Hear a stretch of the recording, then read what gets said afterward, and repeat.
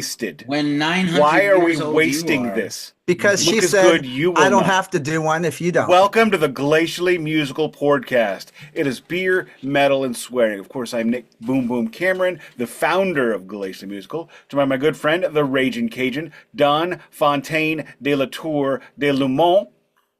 And of course, Keefy. That was all like he the gets? worst introduction ever. For as cool as I look right now, that was a terrible. Oh, look! I look cool. And how many sloths do you know, sir? Those pictures are amazing. I am officially friends with a sloth now. Do you know that was like the equivalent of like a sympathy hand job, like what you just did right off the bat, like 2 seconds in. Anyway. No, I didn't curse though. Anyway, so here's anything. Quiet you. If this is your first time here, thank you very much for joining us. You have caught us at the end of the Foreigner series, and as if you've been here before, you know how we do. Ooh. Did I say Foreigner? Yes. You said Foreigner. I want to relive that series for any amount of money. I heard Dune. That's the spice. Don't say Foreigner one more time after I just said it, because they'll appear if you do. Lou Graham. Somebody call my name in the midnight blue. Okay, there you go. Go away, Blue Lou. Anyway, greeting, beer check, vinyl check, news of the day, shirt check, meat. This week, the Glacially Musical Podcast beer of the week is Mama's Lil Helper, because Daddy needs some help. Drinking this out of the St. Louis Blues Stanley Cup Champions glass, because I need to remember the good times that the Blues had, not the times they have now. Don. Dude, I am rocking once again because I am ADHD and a creature of habit. I'm rocking the Torpedo IPA, which I famously... Where is the Hopsecutioner, sir? You had an assignment. I know, man. Do you understand the assignment? I do, but I can't bring myself to do it because, you know what? I for those of you who are watching and don't know the story, I actually called Nick from the grocery store. And I was like, dude... There are so many IPAs. Which one should I buy? He goes, I'm driving. I'm like, just tell me, is this a good one? And he said, and it was yes. texted. You texted me. Oh, is that what it was? Yes. Right. And I didn't answer right away. I'm like watching my phone, blah, blah, blah, blah, and I get that to a stop sign or a stoplight, and I pick it up. It's like, and I got these angry texts from Don. Dude, which one? I gotta go soon. I mean, I was standing in front of the beer cooler, just like looking at my phone, and one of the guys that works at the grocery, he comes over, he goes, "Are you okay, sir?" Okay, pop. Yeah, there we go. Was that not a good one? No, it sounded like a wet fart. I saw a rhino fart today. If a rhino farts when it's 22 degrees, it's a steamboat. Well, same with me. So what's the big deal? Actually, when I fart during the summer, it's like that. NBD. I'm drinking a guess what? Liquid death. Third of your baby. Cheers, everybody. Vinyl check. Yes, let's do it. Would you believe I'm not done checking those REO Speedwagon records from May? REO Speedwagon something or other. I don't know what the hell it is, and I don't care. I'm all out of love, and I'm so lost without you. Is that what's on there? I mean, fuck if I know. You were talking like you knew, so, I mean... And... Cannabis Corpse. Nug so vile. The idea of a parody metal band, a parody death metal band, is my favorite thing in the world. It comes in a cool silver color, and that is my vinyl check this week. They announced their disbandment this year.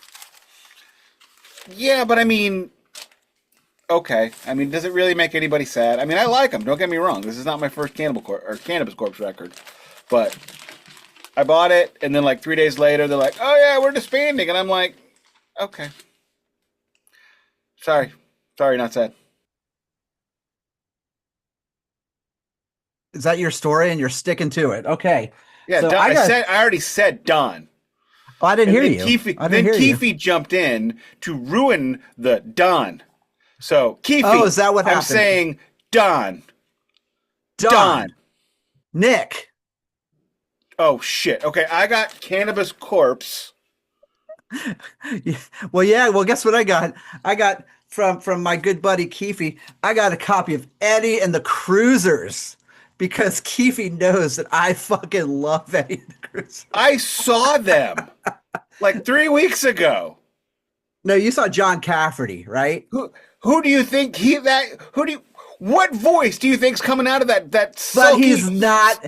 He's not Eddie. He's Eddie. He's not Eddie. This Eddie. is Eddie. This is Eddie. John Cafferty. You know what is- John Cafferty never did? John Cafferty never faked his own death to get away from his band. You know what John Cafferty should have done? Faked his own death to get away from his band. Keefy, on to you, baby.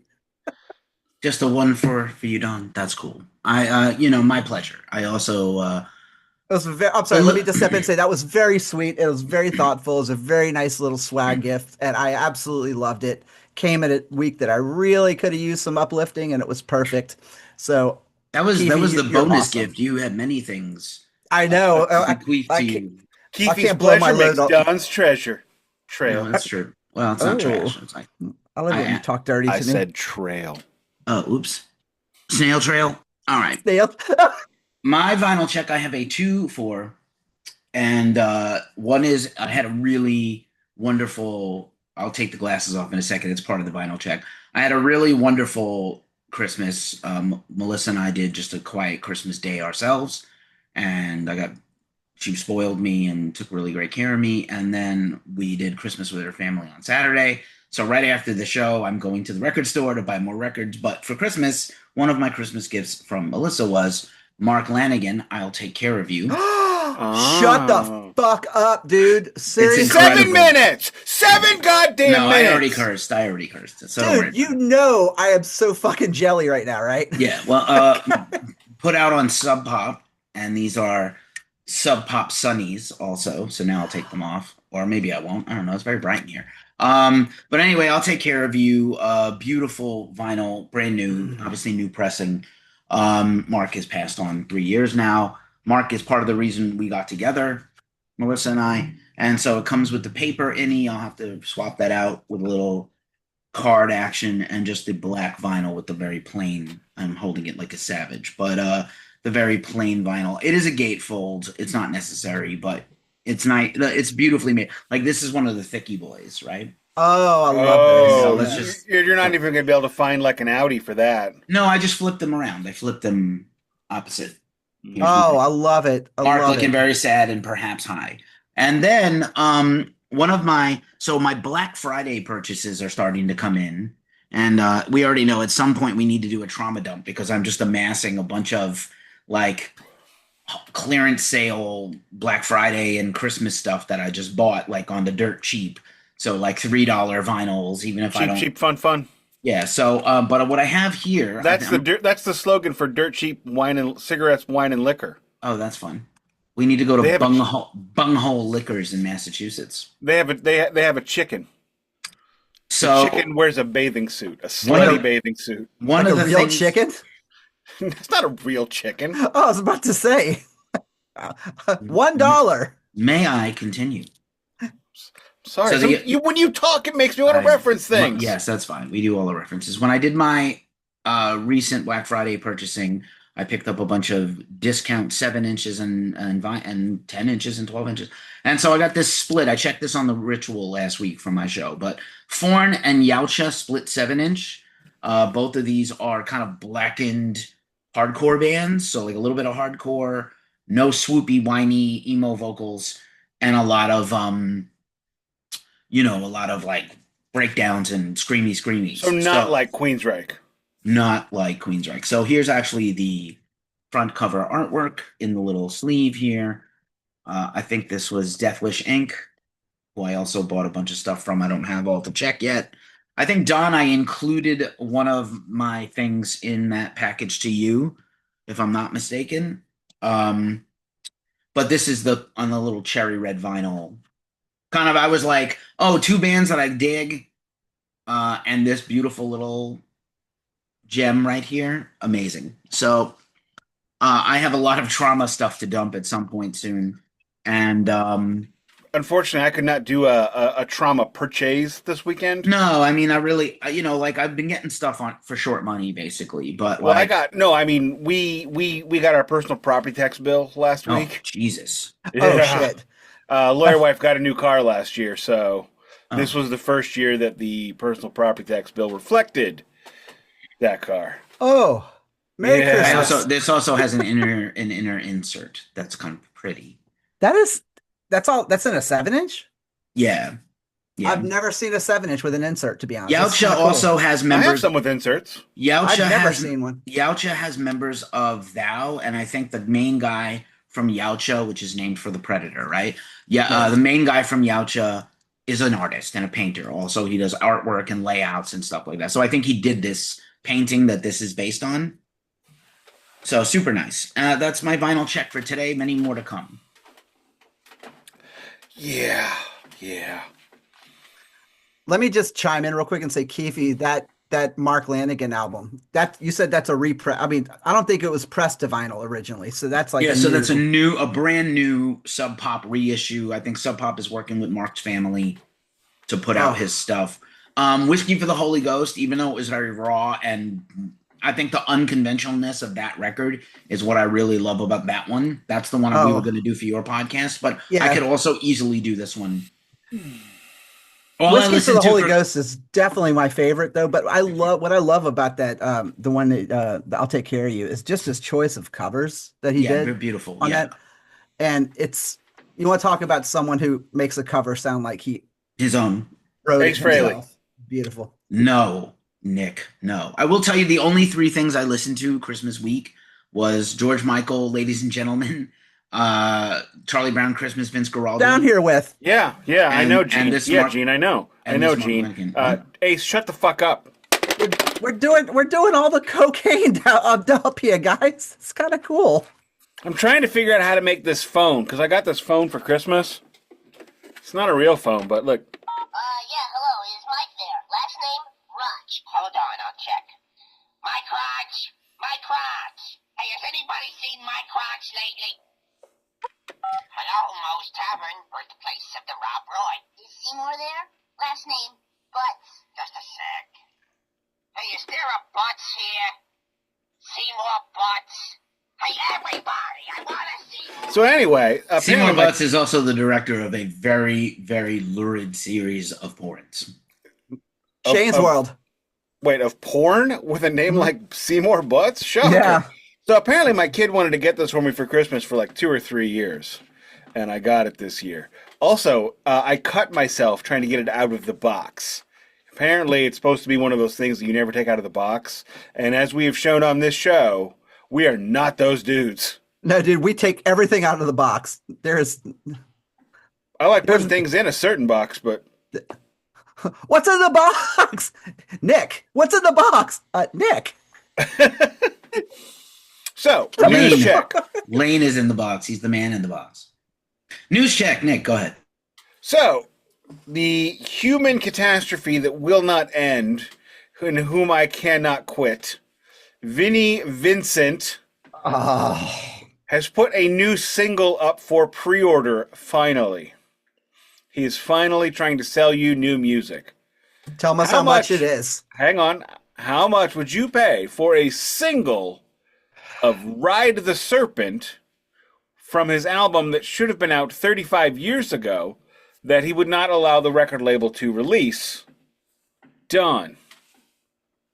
Dude, I honestly can't say that I would buy it. I'd probably get a promo, but if you're asking how much it would cost, that I know. How much would you pay for it? How much would I pay for it? For a single? $1. That's the right number for a single. Keefy. Pretty much, yeah. $25. That's how much Peter Criss and Richie Scarlett sold The Emperor and the Cat for on vinyl. That, however, did not come out because Richie and Peter got into an argument about something. I don't know. I heard the song. It was just the worst thing I had ever heard, so I did not care. It usually is. I mean, Richie Scarlett is lovely, I guess. No, he's not. The first time I saw Ace Frehley was the last tour he had Richie Scarlett. And during Love Gun, Richie Scarlett goes into a heroin meth-fueled cocaine shake and puts his hand up like this during Love Gun and does fake bullets into his own head. And I'm like, dude, do you not know what Love Gun is about? It is not about this. You know what Love Gun's about? It's about Paul Stanley's dick. Actually, it's about... His dick is the gun, Ronnie. His dick is the gun, Ronnie. Actually, it's about Albert Lee's dick. I didn't know Jews could sing like this. They couldn't. They put the clown makeup on and it was all good. These guys have been getting shit for 40 straight years. That's the best. That's the best scene in any movie. Now. We need to do. What movie is that? I don't even know. You don't know. That's Role Models. Role Models and/or I Love You, Man. As a watch through. I do have a copy on the D to the V to the D of I Love You, Man somewhere in this house that was purchased recently at a thrift shop and not been watched. Anyway, so Vinnie Vincent is selling this for $225. Jesus. Shipping included. It's shipped. That's shipped. Is including shipping? I mean, that's a game changer. Now, unless you're getting it overseas, then it's $300. And so people have noticed that is a big number. I mean, you could get a whole guitar for that. Wait, 200 and what? What was it? $225. Dude, we could buy an AC/DC ticket for that and go rage up. With Nick. We could get you could get an AC/DC ticket and a plane ticket to my house for that. And maybe, but we don't have to pay for hot dogs because we can bring them in ourselves, right? No, that's Busch Stadium. This one's at the Dome. Fuck. All right. It's indoors? Yeah. Oh, fuck yeah, dude. Trust me, you would much rather do this indoors than out in St. Louis in September. Fucking hate outdoor shows, dude. I am too old. Isn't it August? Guns N' Roses is August. AC/DC is September. Oh, no. I am going to be seeing like? 8th-ish. Okay. I'm sorry, do you not have a Google machine? I think you have the dates wrong. Both of them. I don't have the dates wrong. All right. We'll see. Maybe I can't make it now. I'm looking it up. Maybe now. we'll see how ambitious. Well, if you'd rather do, it looks like it's September 8th in St. Louis. Look at that! Look at that guy knowing what time something is happening in his own town, being mansplained by the West Coast, the left coast liberal Keefy. You were Nick-splained. That's even worse. That's brutal. Yeah, you were airplaned. Where was I? I don't know. You were doing news. Do you have anything else? Yes. So people have Vinnie pointed Vincent, out how much is it? Get to the punchline. We already did that. Okay, I have $225. So he's whenever been you quoted, say Vinnie Vincent's name, I just go blank. I mean, yeah, I know you. I disassociate immediately. You just crash out. You're just done. I just think of Who Let the Dogs Out. What are you, 20? What are you, like a teenager that crashed out? 6'7". What the fuck is that? I keep hearing that shit. Okay, what is 6'7"? Okay, you need to watch South Park. Let me talk to you. I can explain it to you in one sentence, okay? Okay. It means the same thing as keep on trucking.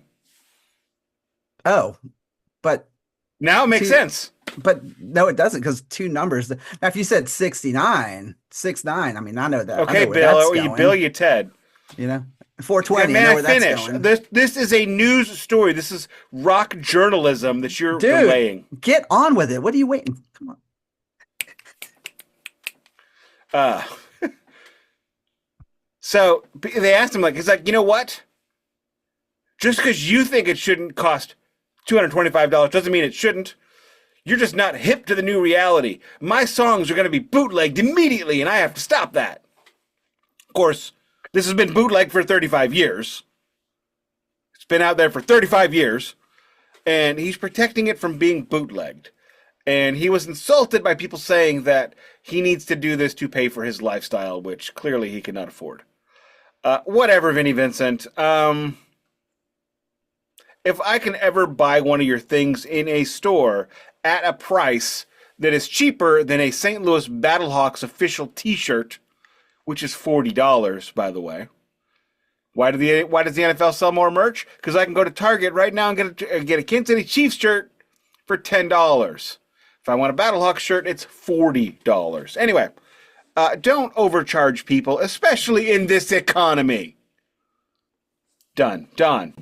Okay, yeah, but just to piggyback off you, is I have very little sympathy for the Kiss people that will buy this shit because the only people that will buy this are Vinnie's angels, the dwindling number of them that actually believe that he is still a functioning human being, that actually believe these things will actually come out. Don't pre-order The only thing this. that needs to come out is Vinnie Vincent. Not That also is true. And Paul Stanley. Joint press conference. Love is love. I include you. You be you, and I'll love you. If you don't charge $200 for a song. Vinnie and Paul should do a love in. This is not even going to happen. It's not going to be released. He's been releasing this album for 35 years. And here we are. Done. He's very good at the long con, is what you're saying. No, he has. This is a dude that got in trouble for selling Vinnie Vincent Kiss stage played guitars that were never played in Kiss. This is the dude that was given a prototype that he had to purchase that he didn't pay for and just kept. The album he's trying to release was paid for by Enigma Records to record. And when they said, all right, hand it to us, we're going to release it, he said, no, I'm keeping it, and stole it from the record label. I can't imagine that Vinnie Vincent is hard to kick his ass, though. So, I mean, like, why didn't somebody just, like, fucking beat his ass down? Because he's from Connecticut. If you ask him, he's hardcore. He's from Connecticut. It's like, bro, you're not from Jersey. No, he's more like softcore. Yeah, but he's not from Hartford. He's, like, from Danbury. Like, he's not from Hartford. Like, I'm from Connecticut. I'm hardcore. He's not from... Wait, are there hardcore parts of Connecticut? I mean, I don't know. Yes. Yeah. Connecticut is... Hartford, Connecticut is like Chicago. There was like a complete bombed out ghetto, and they built this shining, beautiful corporate fuckface city on top of it. Mm-hmm. So it's like Batman, The Dark Knight, where there's like the underground, and then everybody else, the beautiful people, live upstairs and can come out in daylight. Anyway, so bring back the Whalers. Done. I agree. So, all right. So I got two pieces that I'm going to go real quick though, because I have one thing I want to do, like a little unboxing though, is that Trans-Siberian Orchestra did an incredibly gorgeous version of Changes by Sabbath at one of their last shows of their Christmas season festivities. And I mean, I didn't even have to watch it. Like, I just saw Trans-Siberian Orchestra, I saw Changes, and I was like, it's already gorgeous, I know. And I listened to it. Definitely had me turned on the waterworks. I mean, it was an absolutely gorgeous, very well done tribute to the Ozman. So, and I love that it keeps coming in. And I guess the other piece of news I have too is that we've been seeing a lot more active poetry and stuff that's being posted by Bill Ward lately, who's quite actively posting poetry and whatnot on via his Instagram site, and he has really shown to be it's interesting. Like, I feel like the mortality of it all is kind of sinking in with him a little more so than before, and you can hear it in the overall tone of him and both him and Geezer, both just in the way they're talking and the way they're reading. But it's been really cool. So if people aren't following Bill Ward on Instagram, you guys should, because it's really fantastic, and the guy's an incredible writer. I don't know that anyone ever really knew him to be a writer, but he's fantastic. He's really great though. But just real quick, I wanted to do my unboxing of my awesome gifts that I got from Keefy, and I'm going to make this quick. I got a handful of incredible stickers, and I got a patch that I'm going to put on Ozzy Osbourne's jacket. So he'll get that for his jacket. And then also, this was a really nice surprise with that Keefy picked me up a Rip magazine with Robert Plant on it, talking about Now and Zen, my favorite Plant record. I'm very excited about that. So, and it's in the plastic, and it's got a picture of Lita Ford on it too, right at crotch level with Robert Plant, which means, and I don't know if you can tell, Robert Plant's like covering his crotch, which means, as always, Robert Plant is coming. You know what Robert Plant fucks. Dude, Robert Plant fucks and doesn't even have to be there. Like, he just like, dude, basically, whenever you fuck, it's because of Robert Plant, and you have made Robert Plant come. Oh yeah, I mean it's like If you've ever heard "Immigrant Song," that is him singing about you coming for him. look, dude. Look, even with my big fat sweaty ass rocking, I hear you need like so it's like just kind of crazy. But anyway, to keep moving forward, I got some cool shit that I don't know about, but I'm gonna look excited to read it. I got Psychosomatic on vinyl. It's The Invisible Prison. I don't know what this is, but I'm excited to check it out because Keefy knows that I'm a brave music listener. And then there is this incredible version, this album of The Well, which is fucking incredible because they do this incredible version of Lucifer Sam on this. And I never had this on vinyl. I only had this as a digital download. So I am super excited about this. So thank you, Keefy, for bringing me all the joy.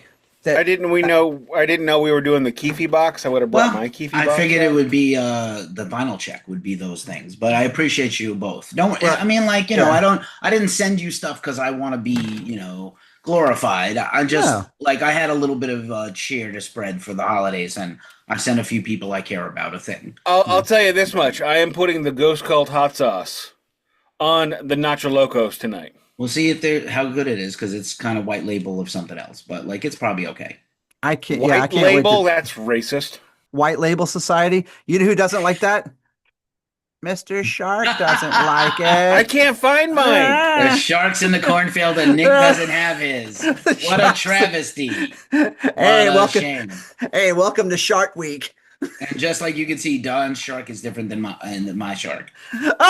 Oh God! Don's shark is it's thinner and longer, and my shark is blue. Is stubby. It's also blue. It's blue because his balls are blue. That's why the shark. I know it's very pent up. That explains. Oh, by the way, I want to apologize if I sound bad this week. Had a microphone issue last week, and my new microphone does not fit on my arm until I get the adapter, which was supposed to arrive today, but Amazon. I know. So you're muted, Keefy. But anyway, I'm waiting on new headphones, and Amazon is yet to deliver them. The reason why that was my news check was because that was big news for me this week. It was a lot of cheer, and I appreciate it. So anyway, on to you. He's got one.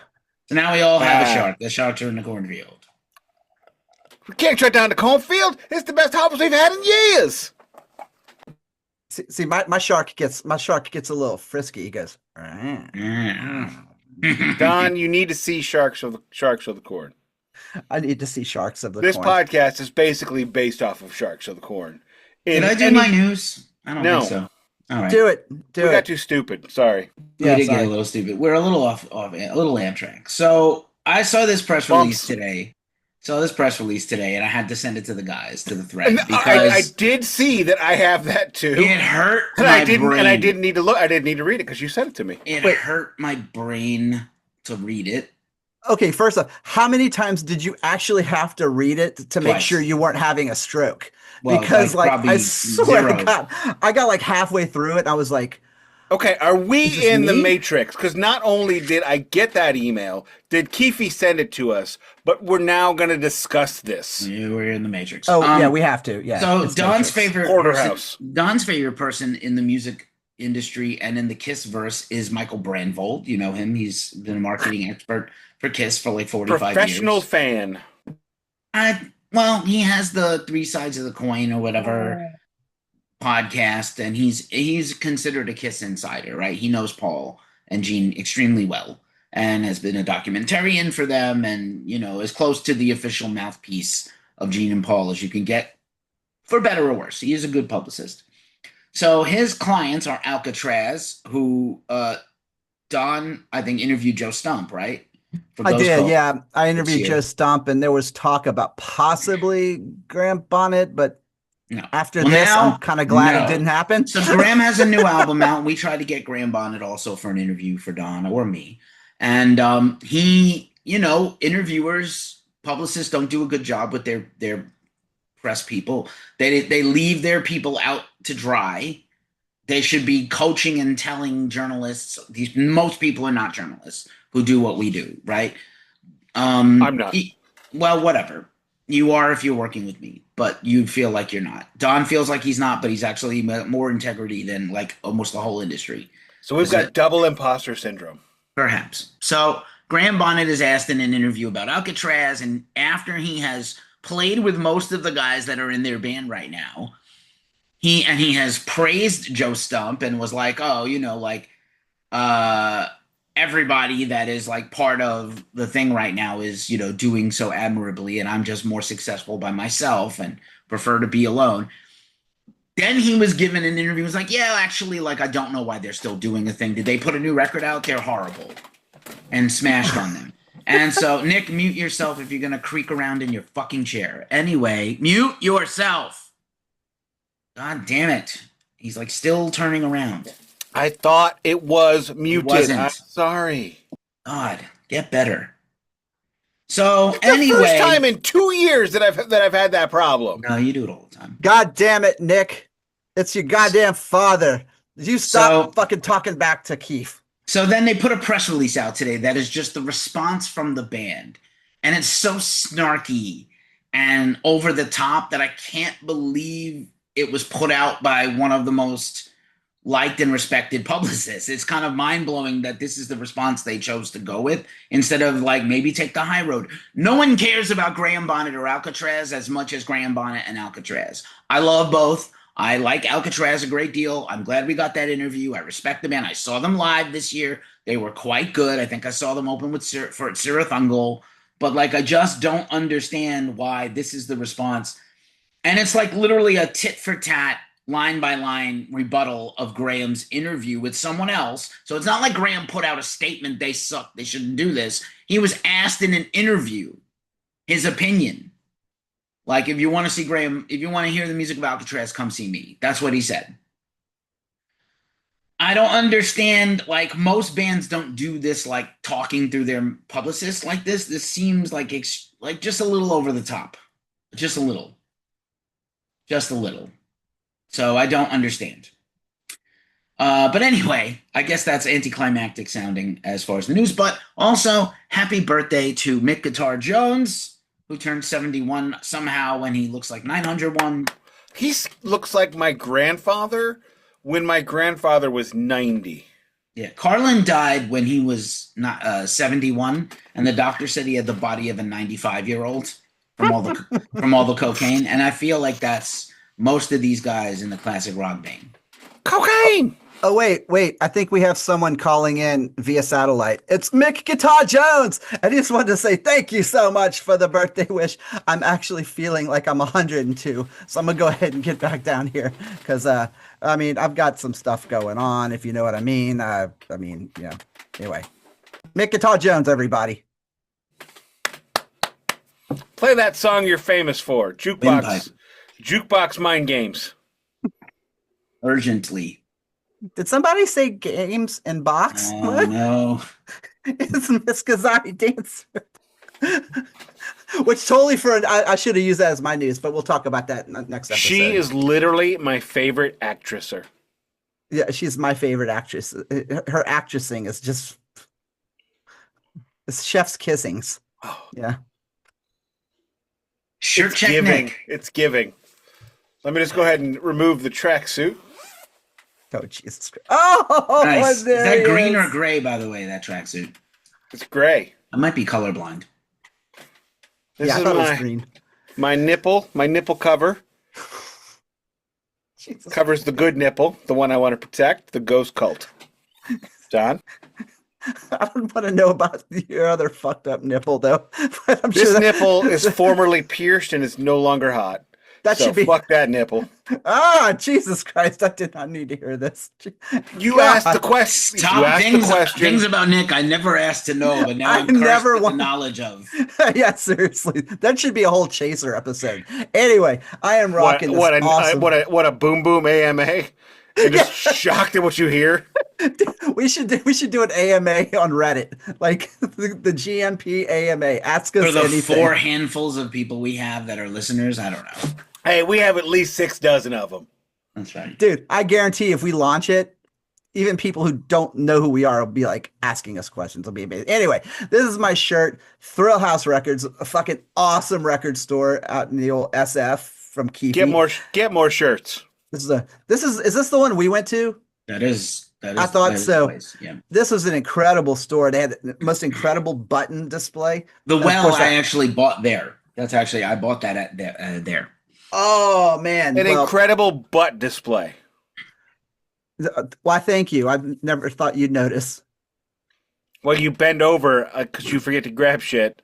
So we're talking, and you run away, and then bend over, and when you're close to the records, your butt looks great. I assume when it gets closer, there's diminishing returns. I don't know. I have no butt. It's like a 2x4 with Hank a Hill. split in it. Like My wife says I got a cute butt. I don't know what she's looking at because I can't see back there. look, my wife told me that she's surprised I don't have to lay down to take a shit. So anyway, that's a whole other. Wow. Okay. Yeah. So anyway, If anyone is still listening, good luck. I don't have a shirt. Really check good today. luck. Yeah, really good luck. I have a Christmas present I bought for myself. Metallica Reload hockey jersey. Can I be honest about that? It was like real quick. It was like 40% off. I finally got it down cheap enough where I felt like it wasn't a bad purchase. I will not purchase any sporting jersey that is not a sporting jersey just. However, that seems like a huge you problem and has nothing to do with me. yeah, I was about to say that Who sounds like a has two Nick thumbs issue. and doesn't give a shit about that? This guy. may I finish? You may, but it was my shirt check. Go ahead. You finished your shirt check, and then I started Sure. talking. And then you're going to commentate on it. Go ahead there, pontificator. You can call me Pontius Pontificate. You Pontius Pilate. What's so funny about the name Bigus Dickus? He has a wife, Intercontinentia buttocks. I wish there was a hockey team rocking that jersey. It looks great. I mean, it looks tremendous. It should be the San Jose Sharks. The San Jose Sharks? Sharks. I can't see Sharks. Macklin Celebrini wearing that. He's Templi, bud. He's too soft. Soft is not good. Not in hockey. Done. Do this thing. Not ever. All right, ladies and gentlemen. Now we're getting into the meat of the episode. We're talking about Queensryche's Promised Land. Real which quick, is the my meat last- tonight is turkey, by the way. It's ground turkey nachos. Thank God. So he's taken the healthier option. I did have a Nick. 1.5 pound porterhouse on Sunday. You're I going to provide die, you- Nick. Did I provide you with the photos? Yes, It was tremendous. I bet it was. Okay. Anyway, the last of our Queensryche series here. To the joy of Nick, I'm sure. But anyway, we will get to that as we go. This was Queensryche's album Promised Land. Let's see. It was released on October 18th of 94. It was recorded over roughly 2 years, from August 92 to May 94. It's got a running time of 48 minutes and 3 seconds. And Finally, they hit the number. yep, they actually really did. And let's see, in July of 2014, Guitar World ranked it at number 23 of their 50 iconic albums that defined 1994, which I thought was pretty interesting. And the chart positioning, they actually did really well with this one. Not quite as good as Empire, but it hit number 3 in America, hit 13 in the UK, 4 in Sweden, and number 6 in Finland. So it went platinum, and it went gold. It went platinum here, gold in Canada. And after this album, there would be one more album after this to feature this lineup for a little while. The debut single was I Am I, which came with a very dark video. Then was followed by 2 ballads, because from what I understand, I Am I was such a dark and heavier song than people were expecting. They didn't know how to really deal with it or market it at the time. I would say ballads worked, so you do 2 in a row. And the 2 ballads were fantastic choices. They chose Bridge and they chose Someone Else. And a little more information here as far as the tour goes. The tour did not hit its heavy numbers as Empire, they did just under 100 shows, somewhere between 97 and 99. Typo Negative was the support act for the entire tour, even over in Europe, only being replaced a handful of shows by a band called Little Angels, and that's kind of a rarity. The first time I saw Queensryche, Typo Negative was opening on the Mindcrime 2 tour as well. See, so they toured together a lot. So Tate and DeGarmo were big Typo fans, very big, and this is also a very rare thing at the time, and even for them, for bands to have the same opener for that long of a tour. So they were the tour opener. As far as draw goes, surprisingly, the tour did really well in the States. People, for some reason, at this time, when they're talking about Queensryche, they talk about the decline. They were still in arenas. They were still in sheds also, because it was a summer tour. They were averaging anywhere from 3/4 full to sellouts. And so it was not a bad tour for them. They did perform You said they played 100 of shows. Yeah, they played about 100 shows. Yeah. So if that's probably about a year. Likely they played 15 to 20, maybe 30 NHL/NBA arenas, likely 20 to 30 minor league arenas, and then probably 20 to 30 sheds. Sound about right? Yeah. So they're averaging between 7,500 to 15,000 a night, and one of the things that I think a lot of people don't realize, and this is something that I'm still wrapping my brain around, when you talk about the numbers of touring and the numbers of fans, right? A friend of the show, Danny Nichols, and I saw Carcass at the Blue Note in Columbia, Missouri a number of years ago, right? Carcass is an amazing band known the world over, and, an oft-referenced band on this show. We had maybe 400 people there in a college town. So when you think about whether, a band drawing multiple thousands up to tens of thousands in a night, that's an amazing accomplishment that really should be applauded, even if you only do it once. So regardless of how I may or may not feel about this band and album, you cannot understate how successful a tour that size is. Continue. Yeah, and actually, to be honest, at that point too is where things started to get shady already were. And so the fact that they were still actually able to do so, and not even on the strength of like a legit hit single, so at this point, Queensryche is rocking off of a total not legit hit single. Not off this album. I mean, Silent Lucidity, that's like off the Empire. I know. Here, let me finish. That's like an Every Rose kind of thing. Right. That's going to drive a tour. Around this time is when the radio world started to change. And, that's when they are now promoting tours with previous album songs. So I'm sure in St. Louis on KC95, when they tried to promote this tour, they were playing Silent Lucidity on the commercial. I didn't even think about that. Yeah, and I'm sure they were doing like Empire as well, and trying to squeeze in some. But no, yeah, actually, I'm looking at the list right now, and to be honest, there's actually the same arenas that they were playing a lot of. Read off like 10 of those arenas. I want to hear what they are. Hold on a second. Let me get a complete list. Well done is clackety clack. Yeah, let me just jump in and say that like I think it's very telling that they had a huge gap between albums for a lot of reasons. They had two huge back-to-back successes, toured with Metallica all that time, toured with Metallica after Empire is released as well. And kind of the landscape is changing for metal in general, while Queensryche is out on tour behind Mindcrime and Empire. Mm-hmm. A little thing happens in 1991. A band you may have heard of. I think these guys will make it someday. Nirvana. Mm-hmm. If they work hard enough, yeah, they'll get there. Released Nevermind. Metallica releases the Black Album. I'm sorry. What? Who? Spinal Tap? The Black Album? That's Album. Spinal Tap. What band has an album, a Black Album Metallica representative? Speaking of which, next week is Spinal Tap. Yes, can't wait. Okay, here we go. I got the video. Are we going to watch it, or are we just going to talk about it? We're just going to talk about it. We're gonna just talk. Probably spend about 30 minutes. Have you seen the second one yet? No, reciting lines. Well, at you each- should I see know. it before I know. next week. It's like so we spend about 30 minutes reciting lines at each other and then talk about the soundtrack. Sure. So sounds I think like things were changing for them.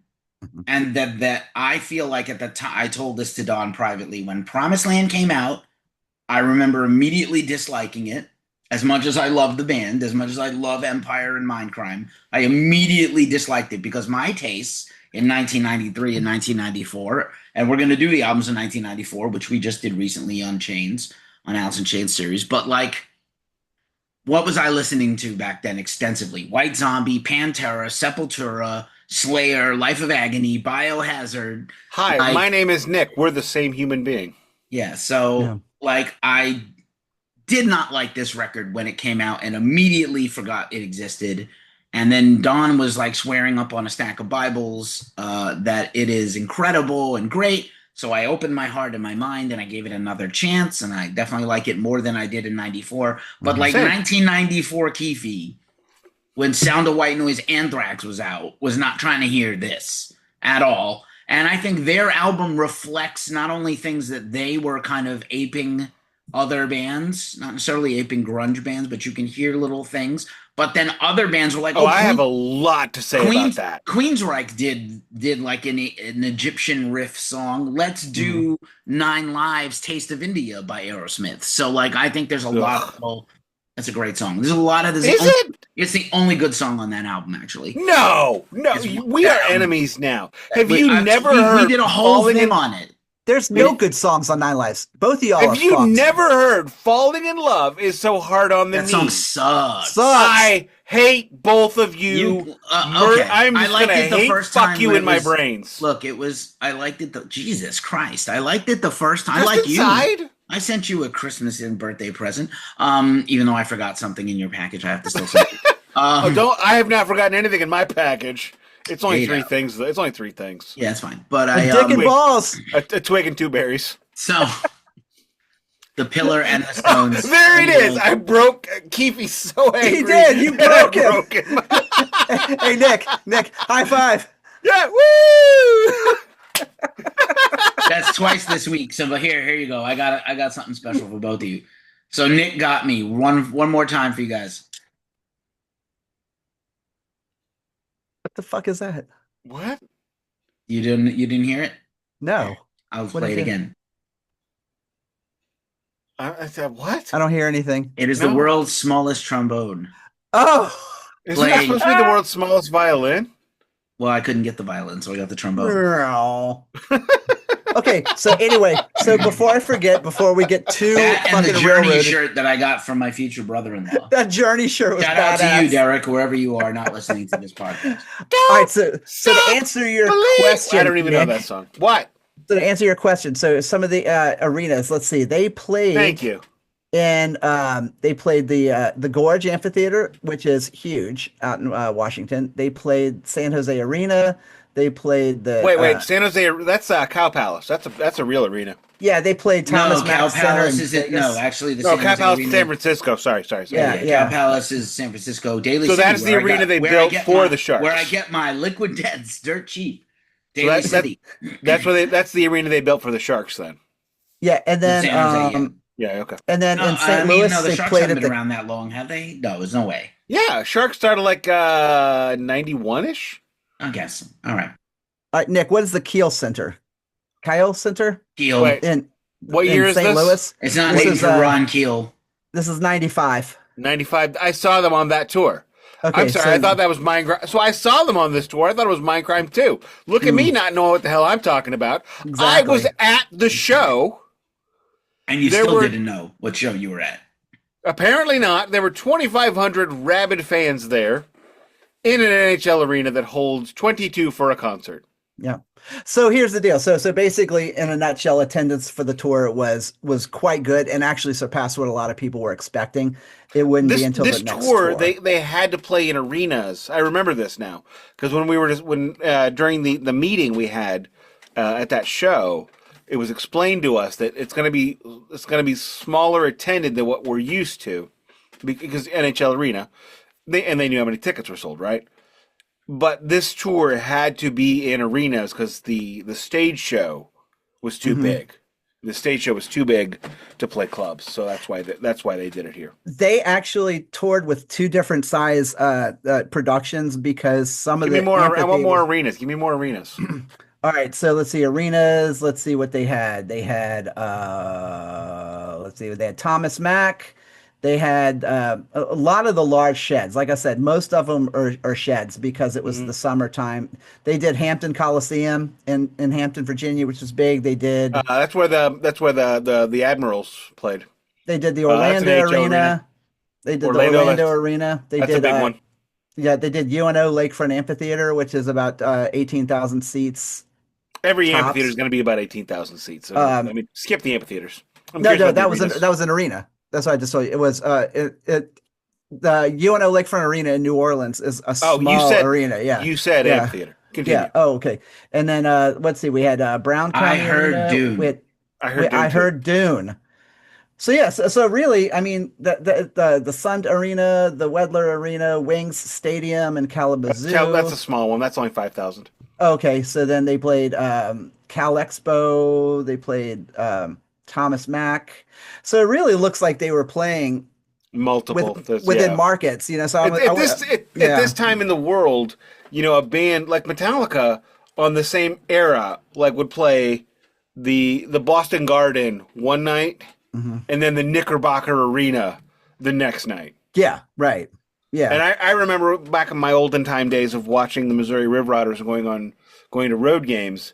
When I would go to a blues game downtown, the Keel, later Sabbath, later Scottrade, now Enterprise Center, we would get the same when I would go to watch the River Otters in Moline, Illinois, or Peoria, Illinois, or Rockford.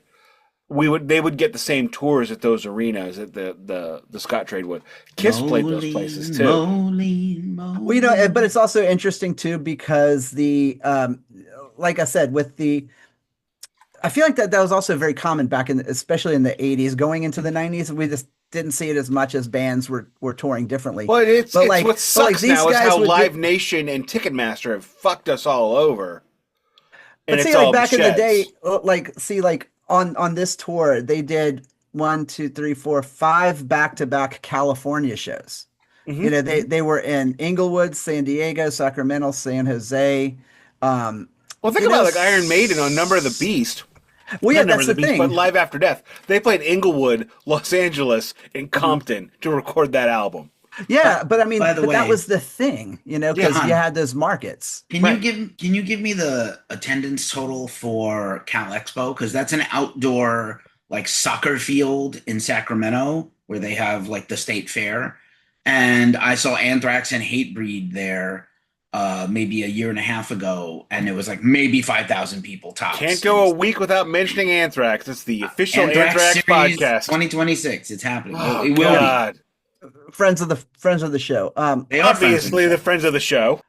So it's hard. From it's my hard, hometown, the Bronx, New York. When did you go? When did you even come from there? Why haven't you told me? Did I mention I'm from New Orleans? That's twice. I don't know if twice, anybody's Nick. heard. Nick Just is so on you don't, and I'm the Fuego Midwest today. coastal elite. I am from St. Louis. You can find me in St. Louis. So I really tried to find as many attendance records for this show as I could. So what I did that was one of the records I got was that it was on May 13th, 1995. The attendance was 8,764. The ticket range was 1850 to 25. Yeah, the most So- that place can hold is probably 10,000 on the field. Remember when you could go to a show very and close. you could go to a show and the beer cost less than the ticket? That's for Yeah. sure. So, but anyway, so that's really all the details I have as far as the album goes. The album was fantastic. I mean, like I loved it. There's a lot more information I could give. We could even share it on the list. But I will say that one more thing was that Jeff Tate actually described the record as a reflection on success and the pinnacle that the band reached after Empire. The lyrics explore whether material success is truly important, framing it as a never-ending ladder, which was a concept that stretched out all the songs. Jesus H. Christ, man. Do you even listen to yourself? Yeah, he does. He sounds like the kind of guy that would beg for sex. Is Jeff motherfucking Tate, dude. He doesn't beg for anything. Anyway, He begs to be in Queensryche, and he begs to use the name. He needs respect, is what he's lacking. Are we ready to do That's the pretty much it. albums of 1994? Yes, let's and do then the albums, and we'll go in. Sans small pontificals. Well, we just recently did this year when we did Alice in Chains. So Oh, let's that's a good podcast title, Pontificals. The pontificals. maybe. Just pontificals. Pontificants Records- of the Refalicinus. Records that were released. No, it's not Carcass. Records that were released in 1994 that I preferred almost all of these to Promised Land at the time. Except Death Row, terrible. No, horrible record. Acid Except, Bath, of course, terrible. Acid Bath, When the Kite String Pops. Except has several good records. You're crazy. I am. No. Acid King debut EP. That's acid. No. Drop it. Alice Cooper, The Last Temptation. Shockingly, I have this on vinyl. I don't even know Ooh. what's on that. That's actually a surprisingly good Does that have record. Lost in America? That's the one I want. I want the one with Lost in America. It does. Yeah, it's also You know the got Google machine you were giving me a hard time about earlier? I like having conversations, Keefy. Fuck. I like humans. The best record or any Call me release. a fuck? I said you fuck. The best release of 1994 by far is Jar of Flies by Alice in Chains, previous podcast subject. No, it's not. Very underrated band and album, The Almighty, Crank. Oh, fucking fantastic record. I love Ricky. Not familiar. The classic album by Amorphous, Tales from a Thousand Lakes, their second album. Nope. No. Annihilator, King of the Kill, solid. Nope. I think that's the No. one album with Joe Camo on vocals. Debut album by Acefix, self-titled, or their third, sorry. I have not heard any of these albums so far except Alice in Chains. I mean, really? I was busy not having enough money to listen to them. That's okay. That's how it was back then. At the Gates, Terminal Spirit Disease, future At the Gates series. I didn't know they were that old. No. They are. Definitely a Dawn record right here. Bang Tango, Love After Death. No. No. You know what? The name Bang Tango It's always just been, conjures the most depraved things in my brain. surely. Requiem by Bathory, pretty great black metal record. No. Speaking of black metal era behemoth and The Forest Dream Eternally EP, it is their debut. Didn't know they were that old and still I not. didn't know they were that old. Yeah. They are. Benediction also with one of their early EP releases, The Grotesque and Ashen Epitaph. Big negative for Nick. No. Biohazard, State of the World Address. Nope. Yes. Future Biohazard series, maybe. I want to love them, but I have not heard enough to say that I that's do. fair. Previous Is that the one with Tales from the Hard Side? It is indeed. Love that fucking album. And Wait, also How It Is. It's only is hard the on one side. Okay. Former podcast subject, Black Sabbath, Cross Purposes. Yes. Yes. Cross purposes, baby. Ozzy Sig Posborn approves. Previous podcast mentioned the Black Crows, Amorica. Yes. We're their going to best mention album. podcast mentions now. Let's not do Well, that. it was a check for Don, no? Like, it was a check. Yeah, it was a check. No, Yeah. that's- no, You let's not you do that. this all the time. You do that all the time. Black Crowes, friend of the show. Yeah, Friend of the show, obviously. Previous The Robinson Brothers. previous podcast episode and horrible album, Born Dead by Body Count. Oh, God. Ooh, It's bad somehow album. less horrible than some of the other ones that are not Cop Killer. But anyway, Body Count has like 3 good records. you're straight. Like one record made up of 3 good records. They do not. Yeah. Have, we did the series. You know they don't have. No, we didn't do the good ones, though. We definitely did. Well, we didn't do the recent ones. Right. Look, Manslaughter, Carnivore, So- those are So good. we Look, might need to make Body do a new Count Body has Count one series. album that's great, made of 3 albums worth of material. Sure. God. Not at all. Boat Thrower. Why do for you hate Victory. I have this on vinyl. No. Great album. No. Bon Jovi Crossroad. No. No. God, no. Saw the tour, though. Don record. Bruce Dickinson Balls to Picasso. Yes. Fucking Bruce Dickinson episode series coming soon. He said, 26. he said suck it. Brutal Truth. Need to Control. No, No. I don't know who that is. Okay. Cannibal Corpse, The Bleeding, previous podcast subject, and the final album from Chris Barnes with Cannibal Corpse Grinder or nothing. No, yeah, well, no one says that. Cathedral, Cosmic Requiem, No. Cathedral know has how like I feel about that one. Cathedral has 18 EPs this year in a row. I'm not going to mention them all. Fuck no. Moving on. Cinderella still climbing. Terrible. Good Lord, they're still around? Yeah, that was their last. That was not a very strong record at all. They've never had a strong No. record. The debut album by Converge, Halo in a Haystack. Nope. My second favorite album of this entire year, Corrosion Conformity Deliverance. Incredible record. Did they squeal like a pig? They did not. Nope. Cradle of Filth, The Principle of Evil Made Flesh, their debut album. Nope. Similarly named, Cryptopsy's Blasphemy Made Flesh, their debut album. Oh, God. No. It's debut season for the Crips. Well, it really For the is. Crips. This is interesting that this band has a record out right at the same time as this Queensryche record, because I think there are some similarities. The Cult, self-titled. No. Yeah, very similar We things. both had beer in our mouth when that came up. That's fine. Dangerous Toys, Pissed. No. Danzig Not a bad 4, album, but bad production. Future It's pretty bad. podcasts, subject Danzig 4. Futuristic turds. Whatever. Debut EP by Dark Funeral, self-titled. No. No. The classic and maybe best black metal album of all time, not by Mayhem, Dark Throne, Transylvanian Hunger. Never heard it. No. I know. Destruction EP, self-titled, but not their No. debut. No. Dio, future podcast subject, Dio, Strange Highways.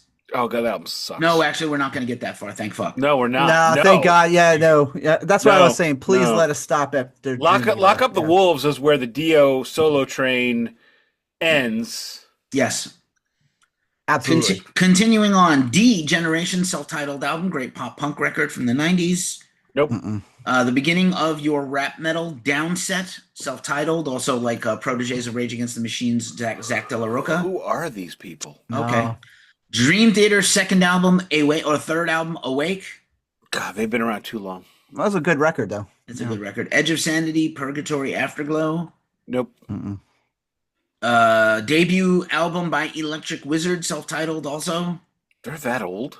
No. Possibly. My favorite, These bands are so much older than I've thought some of these bands and were. they- and Well, they- I mean, a lot of considering them- I didn't even hear about them till like a lot of them have 2012. been around. A lot of them have been around before these releases, so they're even older than this. That doesn't count. Emperor in the Nightside Eclipse, my far and away favorite album by them.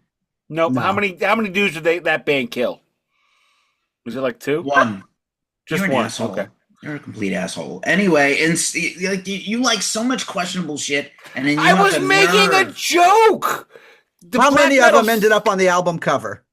0. Whoa. Okay. Dead. That's a different band and not even the same thing. Anyway, No. second studio album by Enslaved, Frost. Nope. Also, their debut EP is this year, or they put 2 albums out. What are you, Paradise Lost? Vickling Garibaldi. I have to mute. I have to mute. I think Don just sharted. No, you know what it was? It was when Nick His goes, suppurating okay, butthole Dad. just, okay, Dad. okay, Dad. You come on. You've seen the cover. Okay, May I continue uninterrupted? No, Fate's but Warning, yes. Inside Out, pretty good. No. When Got the vapors. the thrash bands tried to do grunge, Forbidden, Distortion, not great, but I do love the band. I've never. No. No. The debut studio album by Fu Manchu, No One Rides for Free. No. I love this fucking record, and I wish it was the next Guns N' Roses record after Spaghetti Incident. Gilby Clark Pawn Shop Guitars. I've never heard that. Never heard it. Oh, I'm that's a interested DMA. That's a DMA. DMA slam dunk, and if you do We it, should do a 5-banger DMA for that one. Get all of Danny us- too.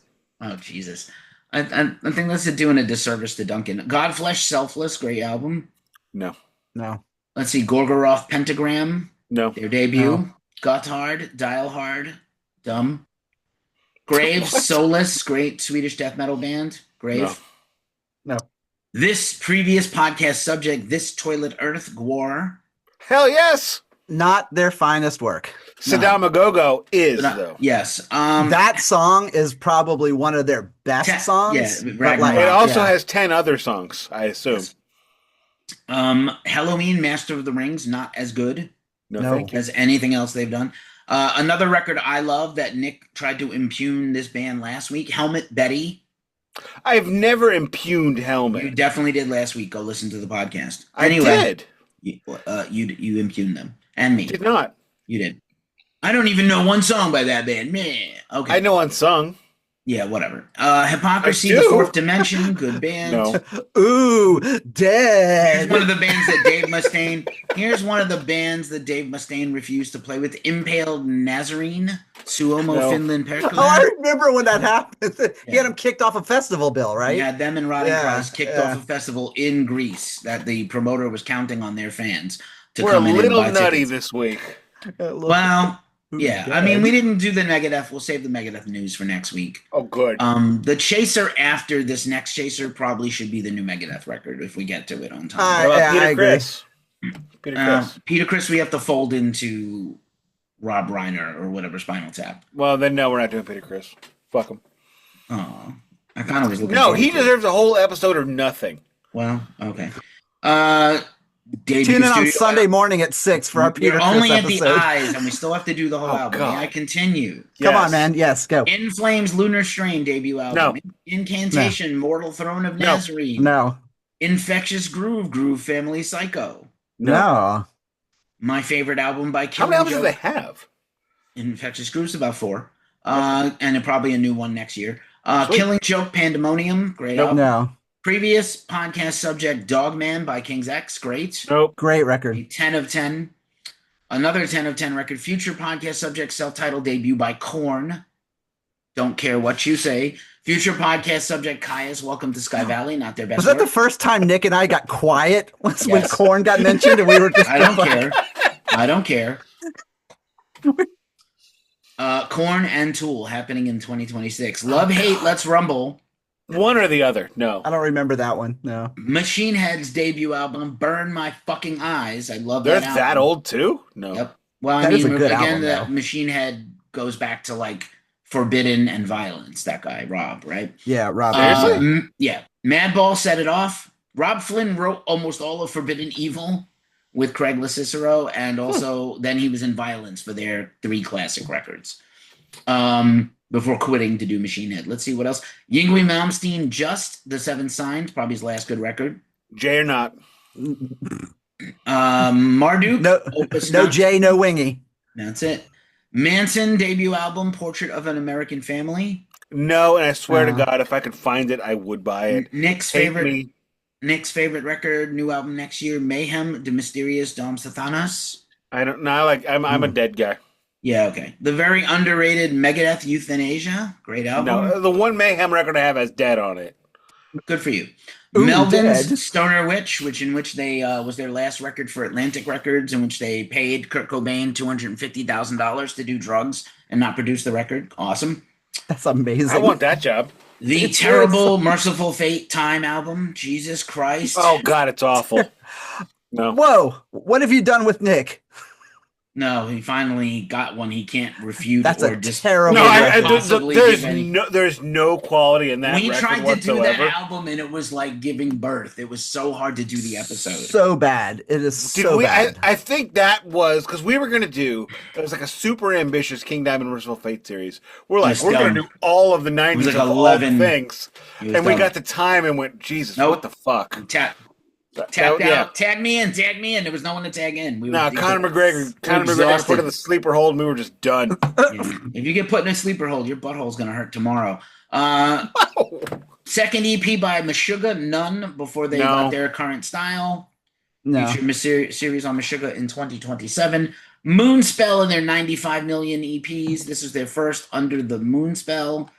Nope. Motley Crue self-titled album. Horrible. God, I want that so hard and so Awesome fucking record. That's long. such a Amazing good album. record. John This might, Corabi this for might life. be the best out year ever for metal in some cases. We'd have to debate the years at some point. My Dying Bride, I Am the Bloody Earth EP. Nope.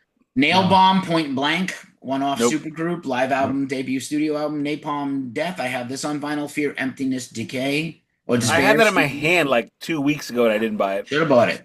It was a repress. It wasn't an OG. The New York Dolls compilation album, Rock and Roll, Not Needed. Why is that even in this? Yes. 9 Inch Nails, The Downward Spiral, classic 10 of 10. Saw the tour. The third best unplugged, Nirvana MTV Unplugged. Yes. No. 2 copies of that in this house. Former podcast subject, Obituary World Demise. I believe this was a very mid album.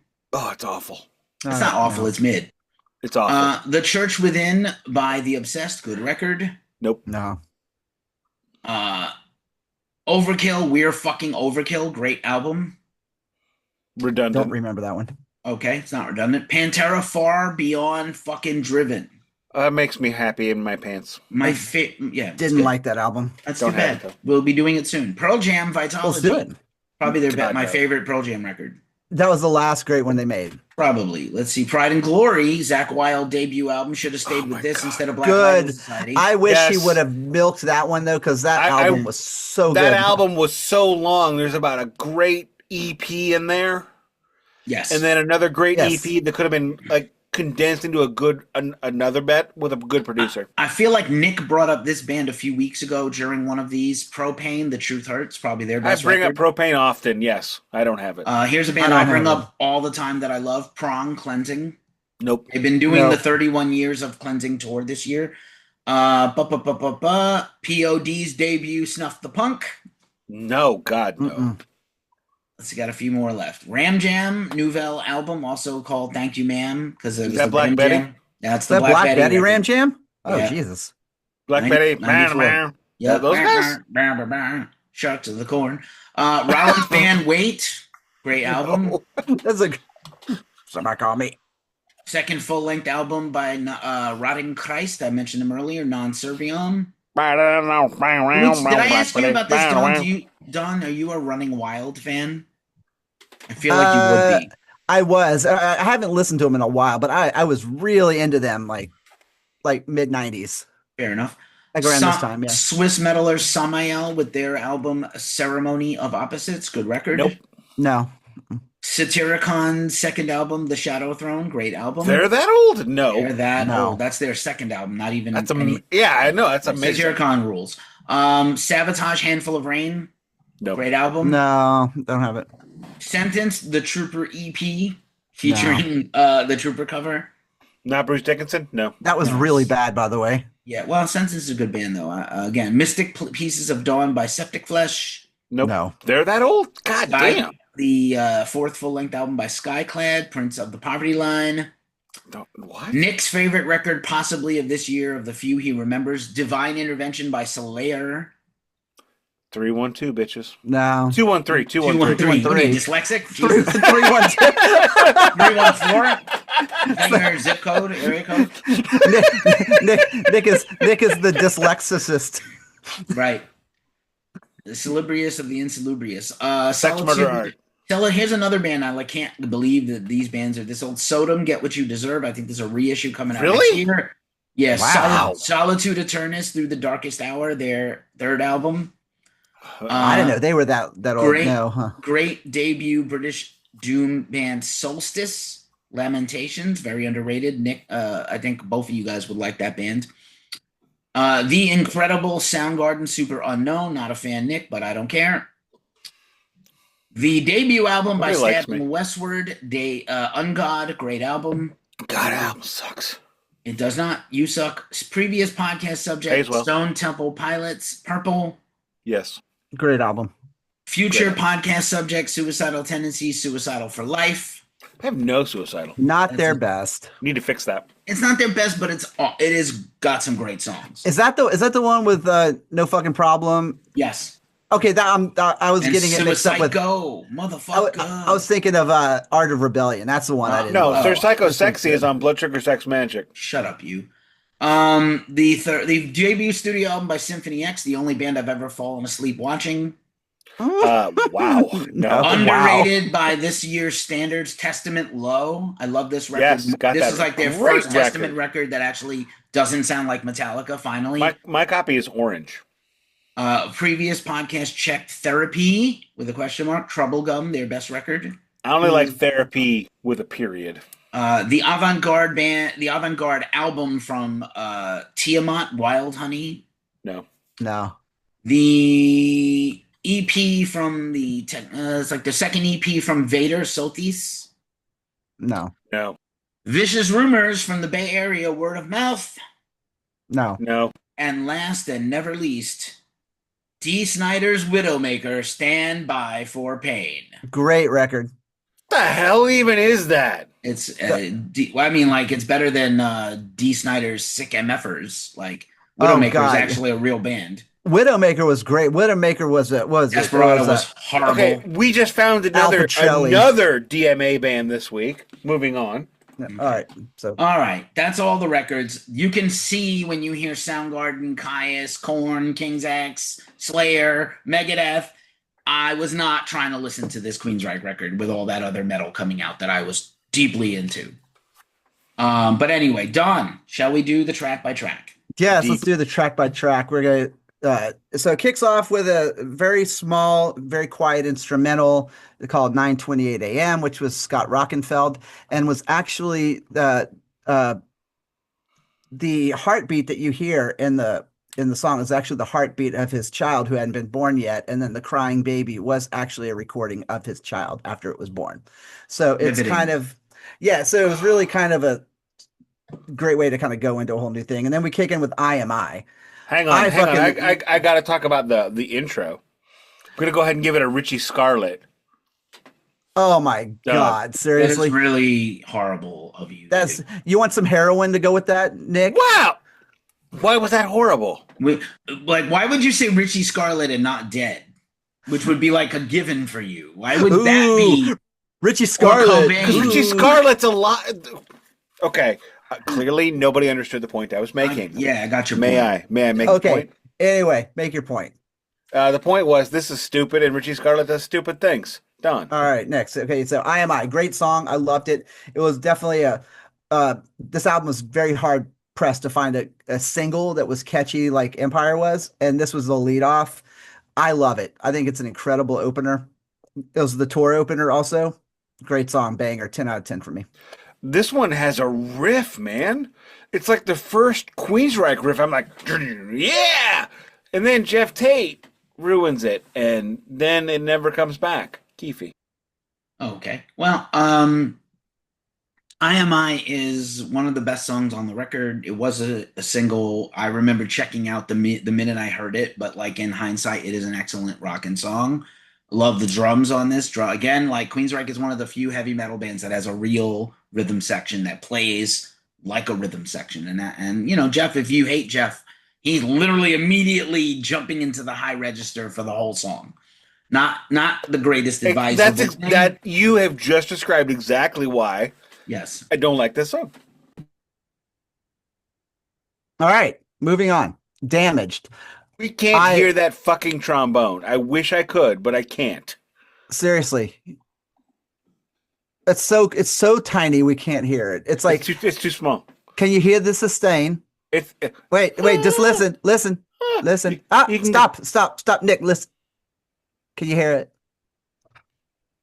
Okay, anyway. No. Okay. Go get a bite. All right, Damaged was the next song coming after it. This is an incredible song. I love this album, and I'll go into it more when we close out the thing. But this was a great song. Loved it. It's heavy. It's dark. Coming off of the first song, it's incredible. But if you saw it live, you understood that the whole set was sequenced to actually tell a story. And once I really learned about what this song was kind of taking in, it takes on a whole new. Anyway, I love it. 10 out of 10. Great. Yeah, this one didn't do a whole lot for me. It didn't have the riffs. It didn't have. I mean, like when I heard IMI, I was really thinking, wow, maybe I've been turned around on this. And Damage said, nope, no, you're fine, Keefy.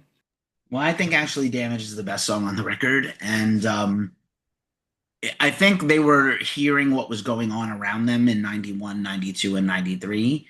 And yes, and that's, you've just described my sum up, sir. Okay. Well, I think like this record is a band reacting to what's around them instead of forging forward with their own originality. I still love this song. This is definitely the best song on the record if you want to just go all the elements.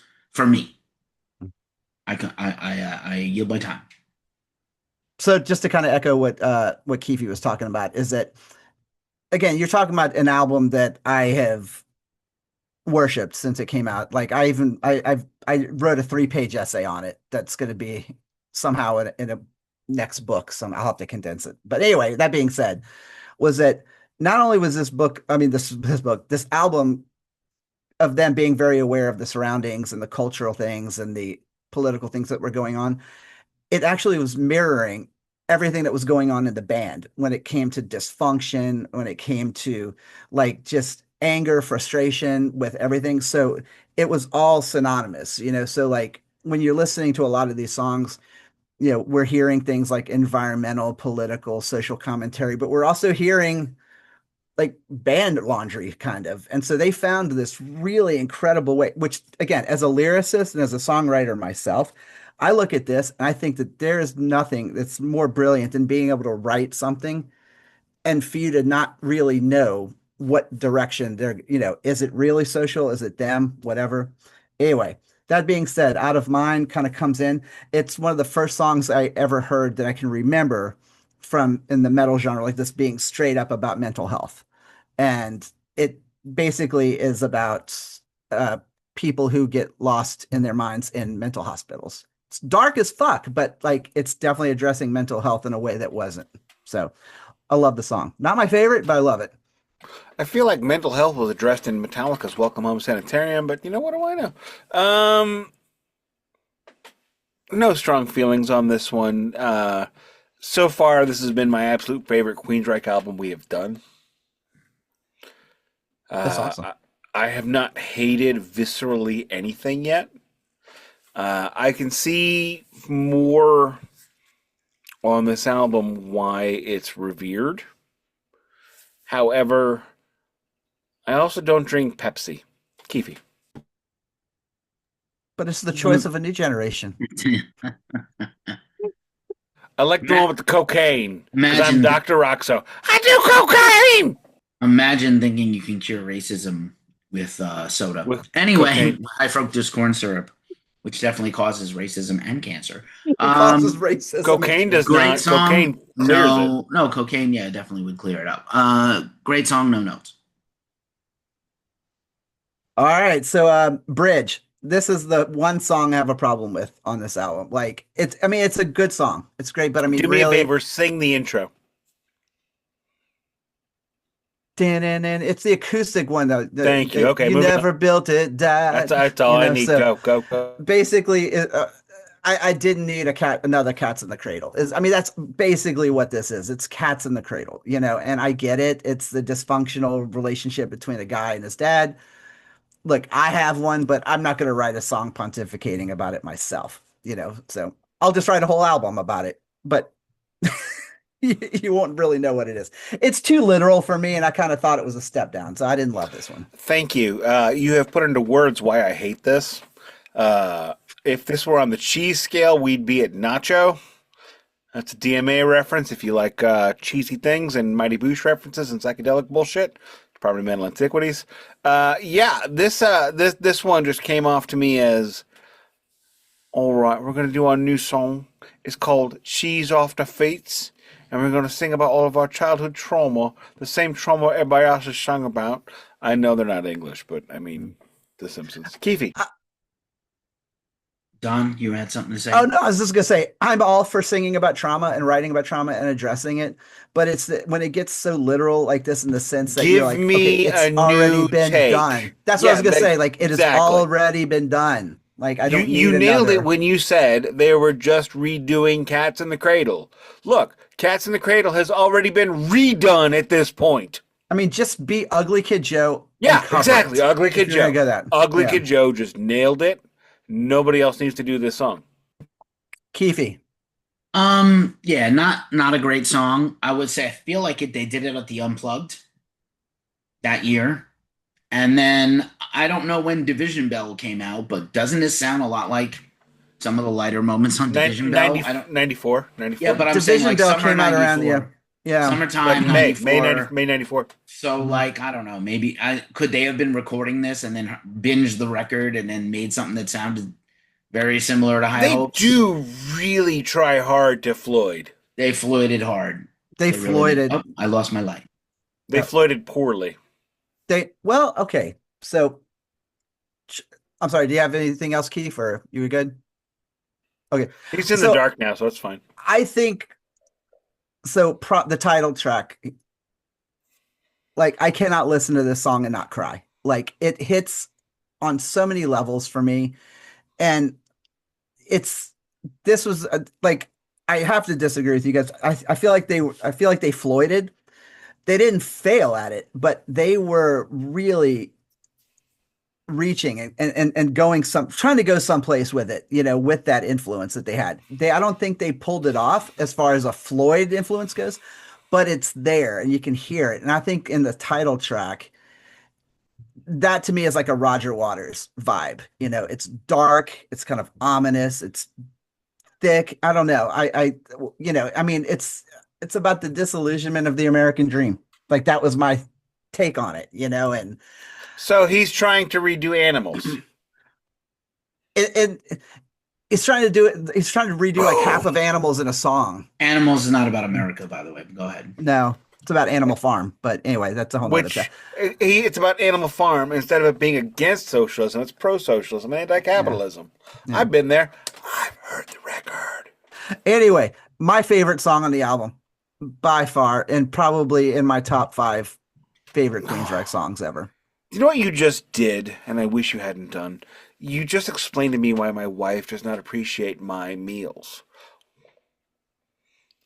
Because I cook so hard, and I cook so long, and I try so hard to make these amazing, delicious meals. And I come up with these, like, scenarios in my brain where they're like, oh my God, Nick, this spaghetti was so delicious. It never happens. It's never happened. And then I'm, like, eating this going, oh my God, this is amazing. And you're like, I can't listen to this without crying. And I'm like, this is terrible. They floated too close to the sun. So, fuck this song. Keefy. But this is what I love. This is a cool thing. Like, this is why I love what we do, right? Is that, like, we're coming at this from 3 different angles. Like, so I'm curious to hear Extreme Keefy's series take. 3 sides to every story. Oh, did somebody mention cocaine earlier? Sorry. Cocaine! If you can see, I got some, and trust me, that's cocaine, not what else do you think. All right, Keefy. That's not Miss Mazari Dancer. Promised Land is a great track. It's not my favorite track by them. It's not my favorite track on the album. It is a great song. I understand why it's a title track. Again, a song that feels borrowed from Soundgarden. Actually borrowed from, like, a Bad Motorfinger song from Soundgarden or Temple Is of it the Dog. Blue? Is there a Blue song too? No. Something borrowed, something blue, something old, something new. I got it. Moving on. All right, Disconnected. I love this. This goes back to my fandom of Tate, which we've all talked about. I loved it because he's a fucking weirdo. Like, he is just weird. Like, and he's, again, not to do too many parallels, but I'm always going to be Team Tate because he reminds me in a lot of ways of Waters. Like, he's unapologetic. Hold on. I'm not saying artistically. I'm saying he's unapologetic about what he does and what he says, but then he also does what he wants and he puts it into motion and is like, here you go, fucking deal with it if you don't like it. I love that because that was this song. This song was just so what the fuck happened, but lyrically, it's fucking absolutely brilliant. You gotta just hear it, but I give that. Don, who produced this again? You know what? I probably should have had that. Jimmy A&R? Let me see. Let me see. Because I had this closed up. Let me see. Oh, it was actually produced by the band and James Barton. That's there the problem. You go. That's the problem. That's it. There you go. We don't have to listen to anyone telling us what's good or what's not. Fucked up right there. That's where you fucked up. I actually fucked up right there. They're not good enough for that. And James in my Barton opinion, that's why in my opinion, that's why they made their best record here, in my opinion. No, because they got to pull. This actually is their best record, which is terrible. No, it's the record you enjoy the most. It's not their best record. Actually, not their best record. It's not even their 3rd best record. But okay. You know what? Keefy, take over. I'm good. I mean, like, yeah, I'm just saying. It's a good song. Great lyrics. No fall off. They already had the I dip. just cannot respond to him saying this is Roger Waters territory. I'm done. Did he say that? You did not say that. First of all, you shouldn't. No, what? But see, this is where I'm drinking. This is where Nick goes. Nick shuts off the minute he hears something. The minute he hears Roger Waters, he's like, "Oh my god!" Well, you shouldn't mention Roger Waters in the same breath. Well, so as what I was trying to I would drive agree with home that. Yeah. It's a dumb reference. is that he reminds me of fuck y'all both. No, fuck you. Fuck What you. is this? Like a fucking gangbang here? Jesus No, it's Christ. human just centipede. why would No. you you just did what Nick does? This is on par with The Wall. Like I don't Well, need that. I've never said that. Okay. Oh, shall I go get the tape? Get the tape. Yes. Get the tape. This Hold on. fucking guy. Now, reel back. What I did say, I didn't Real say big this fish. is on par with Roger Waters or with what I said was that there are parallels to me in how the two think and how they behave. Okay, you and are the sense high. that Tate thinks So like high. Waters in the sense that he does a song like this. He doesn't care. He doesn't care what's the outcome's going to You be. are or what literally people the think, blue and he does sky, it. sir. Literally the blue sky. I'm right. You know. I mean, so that's all there is to it. So Yeah, what a I love you, but what a horrible hot take that was. Thank you. I Thank don't you. think they're Yes. at all alike, and I think Tate became like Roger later. That's a good way to talk In the about it. worst, Like, in the bad in the way, worst though, way, not in the yes. good way. in the peeing on the crowd in Toronto way. oh yeah, No, What, it you was know- spitting on the crowd in He Montreal. took his dick out and peed on them. It He was Toronto. did not. Do you What know what tour- I have to say what to both of you tour? guys about all this? The last date of the Animals tour. That's why The Wall is The Wall. Man, you are wild. That is Like, Montreal, and he do you spat. not know you're Pink Floyd? I don't know. It That was Toronto. Montreal, and he spat. No, he's peed. $20. his Sir. dick out. $20. Put $20 down. No, he actually spat on the crowd at Rocklahoma. Is what it was. Oklahoma did not exist back then. Come on. Yeah, he did. What Yeah. is happening here? No, Why are we Mommy and Daddy, Rocklahoma Mommy, was- Daddy, and Daddy's friend are divorcing. What is happening right now? Rocklahoma was one of the last You're not shows. my real dad, Don. You're not my real dad's girlfriend. Wait, you know what though? I just wanted to find out who around here said they were gonna fuck one of my records. You know, Don Dawkins here. We didn't even And do I the just wanted Dawkins to- news this week. That's how bad we are. We're not even. We're so. We could be more professional. I have to be honest. I had to So- spit the beer back in the glass. That's unheard of. So What a foul. Queensryche actually one of their last performances with Jeff Tate was at Rocklahoma. No, Rock in Rio. No, it was Am I the only one who did the Rocklahoma whole? in It was not 2007. Rocklahoma. It was. I'm Rock looking at in- it right now. I'm looking at it Whatever. right now. They played on. Let me see. It That has was nothing to do with Roger spitting on a dude in Montreal. We did a Toronto. podcast episode on this. We did. Can Okay, we yes, move on it to was- the next song, please? yes. So Yes. Rocklahoma 2007 was the last time they played it. I Tate. don't So give a anyway, shit Beer on my about Jeff glasses. Tate or Roger. Okay. Lady Jane. To me, they did this previously with Della Brown. Yep. I like the song a lot. I would have liked it more if I hadn't heard Della Brown, which is to me a superior song, but I like it. I don't need this song, Keefy. Yeah, good song, but again, redoing something worked before. Let's do it again. We've seen this. We've seen this movie before. Queensryche. Queensryche representative with no actual producer on the album. Go ahead. If you don't have a producer, fuck you. Not fuck you, but like they're not the band that can do it. I'm sorry, they're not. There's like So- 6 bands that can do it. And At the Metallica's not most. even one of them. Yeah, I was gonna say No, at the Metallica's most. definitely not. You know, I'm barely one, and I'm a nobody. But anyway, all right. So My Global Mind, great song. I love it. This was the song that when I heard it at the time, I was of this age where I was still living at my folks' house. I was trying to figure out where I was going to go with my life. Technology was growing. I'd got my first computer, and all of a sudden, there's this band, which to me, this kind of lyrically reminds me more of like the Rage for Order kind of thing, where they're kind of talking about technology and where it's going to go and where they think it might go and where they want it to go. And by George, they fucking called it in this song, which is, again, a little fucking weird, but that's just a good example of how Queensryche or Tate and DeGarmo in general had their minds, thinking forward a lot. No credit for Wilton at all, huh? Will Wheaton. Whipped, I love Will good. Wheaton. Will Wheaton. Will Will Wheaton. Wheaton. Well, so yeah, great song. I love it. So All right, Nick. clean my glasses. I don't need this song either. We're getting to the point in the record where I'm kind of done, and it's cooked, and it doesn't give anything. It's giving. Um, this record, I have a really good sum up. I promise, Keefy. You don't. I really do. I legitimately do. This album has no good songs. That's what you're going to say. I have a fucking journalistic Okay. take on this. Oh shit! All right, I better Oh. fucking gird my loins for the incoming brilliance of Nick. Grab Cameron. your loins. I said Take gird. take your tackle out, get it stiff, and be ready for what I'm going to say. ooh, I remembered the lube. I'm making Ooh. this face.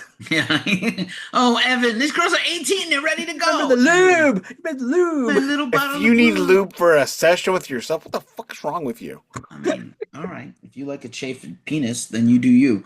Don's gonna jerk off with the shark tonight because it is official latex. It's actually probably like a really good.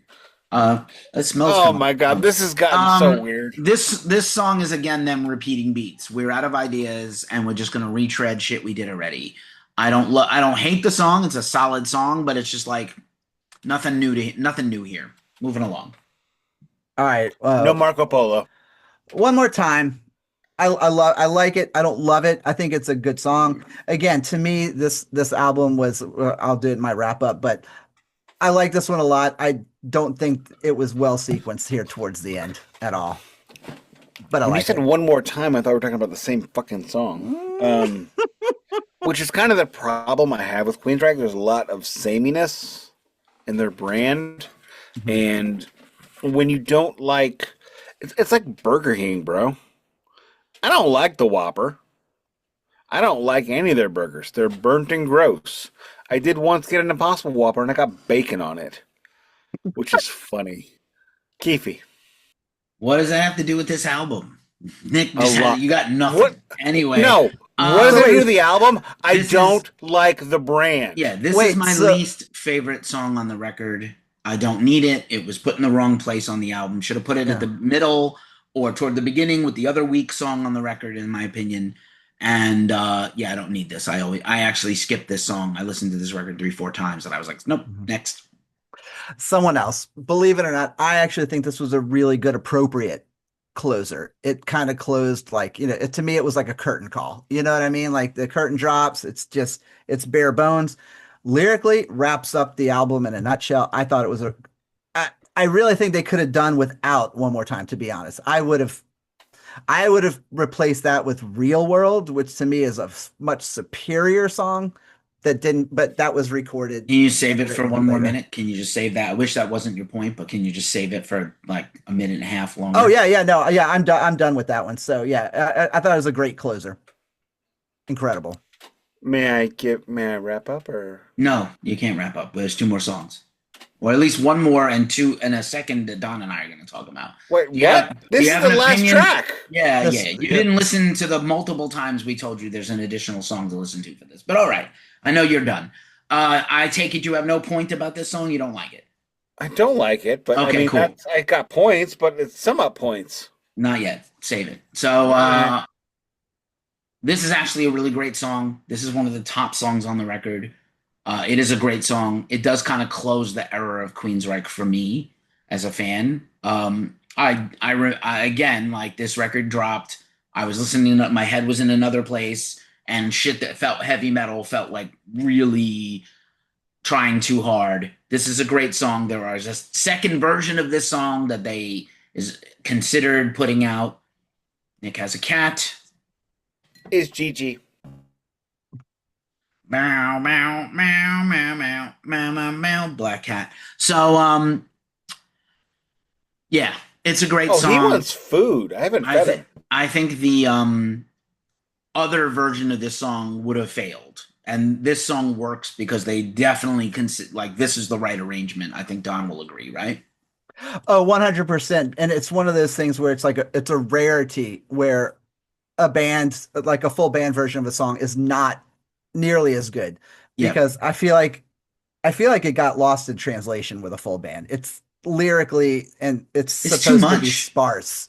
You It's too know, much. like piano, vocal, it's sparse. You hear the lyrics, it's what you need to hear it. It's Yeah. actually his best singing also on this whole album. Like it's a shame that it's at the end and people probably didn't hear it.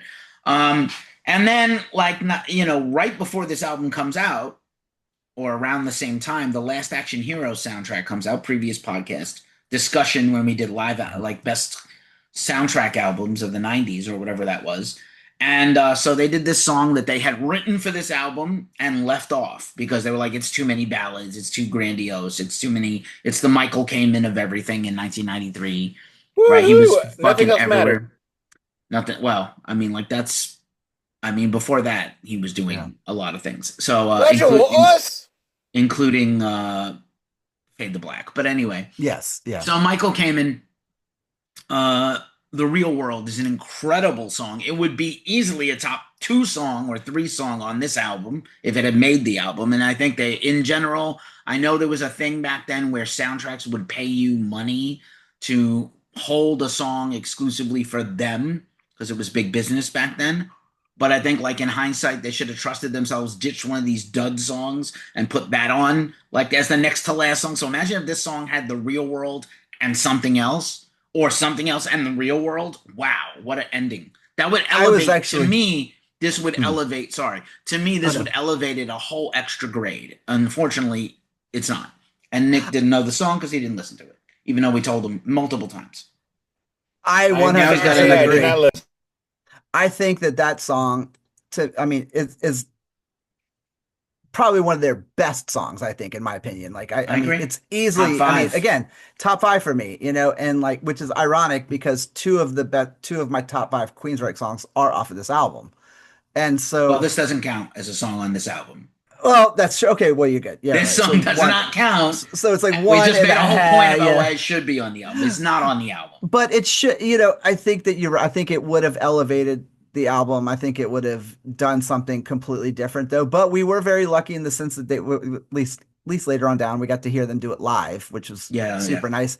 And when they did that, they did a co-headlining tour with Dream Theater at one point, and it's encore, like Nick's whole nightmare, right? It's like, well, you think that's his nightmare? And, you think that's his nightmare? His fucking sleep paralysis would have been the encore when all the members of Dream Theater came out with Queensryche and they did Real World as the encore. Can you fucking hear me? Am I here?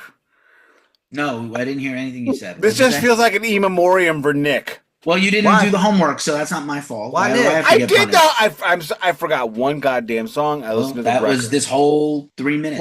Why, Nick? I didn't see you standing there. Anyway, now's a good time for you to sum it up, Nick. Sum up your feelings, Nick, and then Don, and then I will close. I'll take us home. Yeah. This album explains in 2 reasons why I do not like Queensryche. It is equal parts Halloween and post-metal. This might actually be the very first post-metal record. No. Yes. No. Yes. No. Fine, I'm done. Keep going. I want to hear the rest of it. Saved for the whole day. Yes, I saved it. Halloween, which has nothing to do with this band. Halloween and post-metal? I'm done. Fine, I'm done. I thought it was a very salient point. It wasn't. It was more like a saline point, but fuck you. I'll tell you that microphone sounds real good when you say "fuck you" into it. Fuck you. Oh, there you go. Fuck you. Want to do it one more time for posterity? Go on. No. Fuck you. Sorry, couldn't hear you. What'd you say? Don, this is your favorite Queensryche record. I deeply concerned. It's my favorite Queensryche record too. That's the worst part. It is my favorite Queensryche record for a lot of reasons. Why, when bands have an extensive discography, that some people gravitate or connect to a certain album with the way not everybody does, and we all have those bands, like I'm sure that a certain band's favorite, like you have a favorite album of a certain band, someone else might not be like, oh, I think that album's not as good. But for some reason in your life, something happened, something connected that made that a special album. This album, again, maybe I'll share the essay with you guys one day or whatever, but like this was one of those albums that at a time in my life where I was at a crossroads, it kind of stopped me from going into one direction or another and just kind of made me stop and think a bit, you know? And so it's a very personal album for me.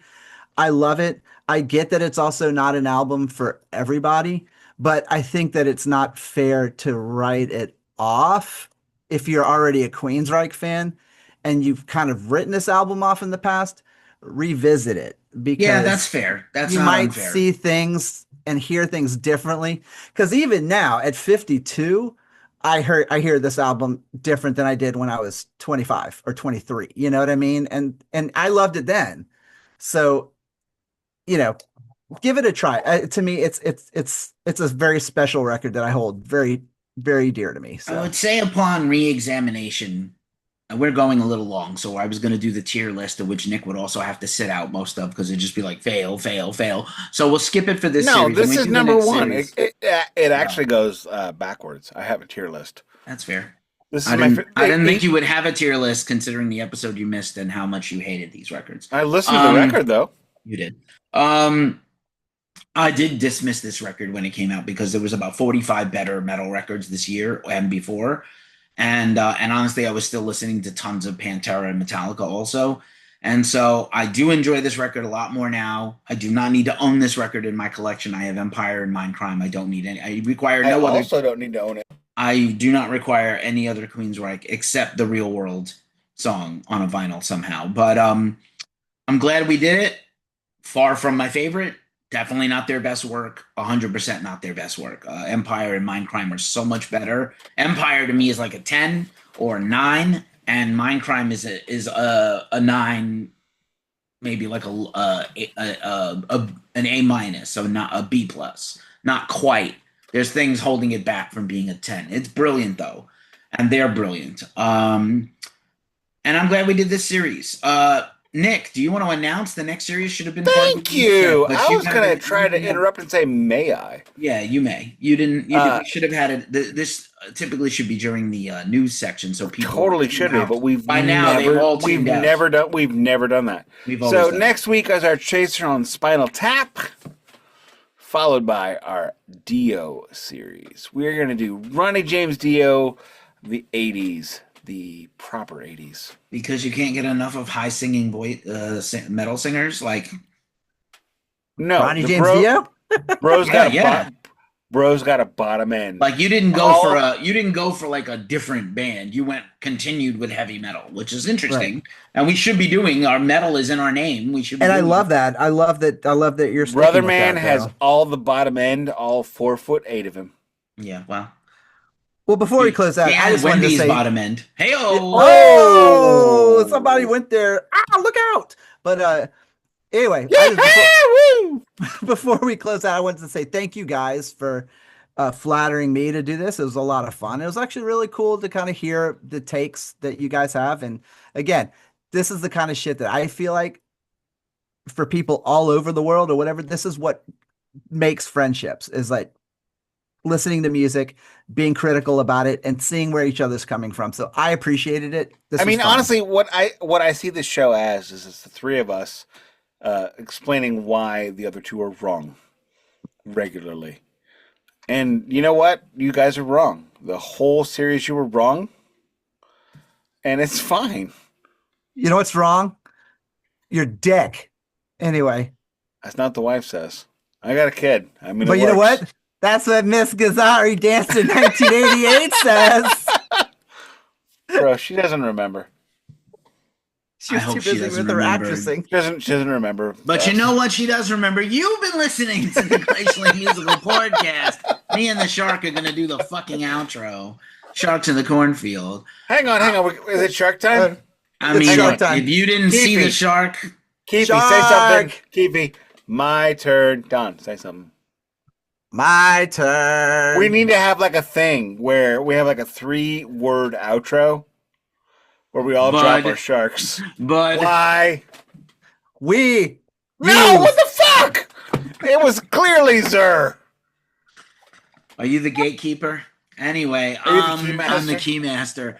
You've been listening to the Glacially Musical Podcast. I am your co-host, Keefy of GhostCultMag.com. You can follow me at GhostCultKeefy and at GhostCultMag.com everywhere you go, and at GhostCultMag. We are joined always by the second co-host, Don Delamont. No fancy honorariums there. Don finally has a shark. He's a real live boy. And, of course, the Master Blaster, the MC, the Master of Ceremonies, Nick Boom Boom Cameron. You've been listening to the Glacially Musical Podcast that does not play in Peoria, but Queensryche probably did on the Promised Land Tour. On April 23rd, 1995 at the Peoria Civic Center. Good God. I've been there. Fuck them. Make nachos.